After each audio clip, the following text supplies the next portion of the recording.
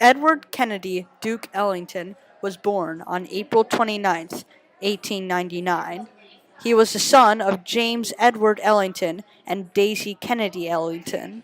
Both Daisy and James were piano players, which is why Edward also played. He started taking piano lessons when he was 7. His mother always made sure to dress him up nicely. Because of that, his friends started calling him the Duke. But Ellington was more interested in baseball than piano. But in 1914, he worked as a soda jerk. There, he wrote The Soda Fountain Rag, his first composition. He played it by ear. I would play the soda fountain rag as a one-step, two-step waltz, tango, and foxtrot. Listeners never knew I was playing the same piece. I was established as having my own repertoire. Duke Ellington. In 1917, he formed a band called the Duke Serenaders. They played at parties and balls all around Washington, D.C. Before he entered the room, he would have a player go out and say, "Get out of the way, because here comes the Duke." After a while, Ellington and his band made the big decision to go to Harlem in New York. But they didn't do so well at first and had to return to Washington, D.C. Then they introduced James Bubber Miley to the band. At first, they were called Snowden and his Black Sox Orchestra. Then they changed their names to the Washingtonians. In 1924, Elmer Snowden left the group and Duke became the leader.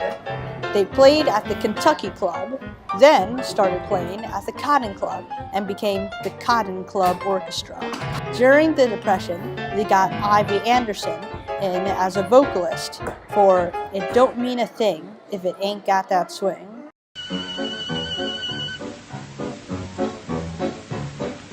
Don't mean a thing if you ain't got that swing.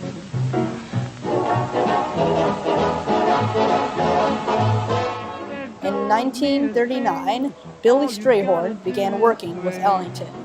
He was a very important member of the band. In fact, Billy Strayhorn wrote almost half of all of Duke Ellington's songs.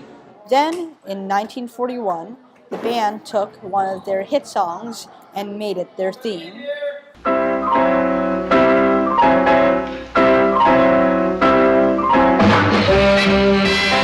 Billy Strayhorn wrote Take the A-Train too. It was one of their greatest songs. Sadly, in 1976, Billy Strayhorn died. Duke Ellington's last performances were on March 21st and March 22nd of 1973. Duke Ellington died on May 24th, 1974, age 75 in New York, but not before he inspired the world and changed the world of jazz forever.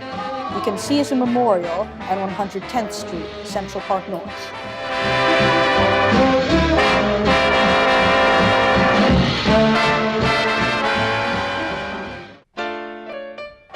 In 1917, he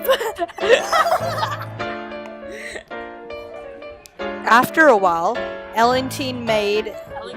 Oh wait, sorry. I would play the soda fountain rag as two-step, one-step waltz. You got